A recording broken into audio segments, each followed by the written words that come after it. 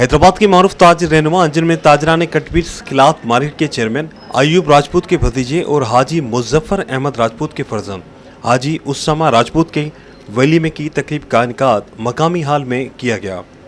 तकरीब में पाकिस्तान तहरीक इंसाफ जनूबी वज़ीरिस्तान के नायब सदर और पेट्रोलियम एसोसिएशन के रहनुमा मलिक न्याज खान समेत मस्कत से आए हुए राजू मुगेरी, हाजी तहसीन निर्वान, हाजी मोहम्मद रईस, हाजी मोहम्मद असलम, हाजी मोहम्मद अयूब, हाजी मुजफ्फर, हाजी नदीम, हाजी शकील निर्वान, CIA मुनीर अब्बासी, SHO फुलेली अयाज बुगियो,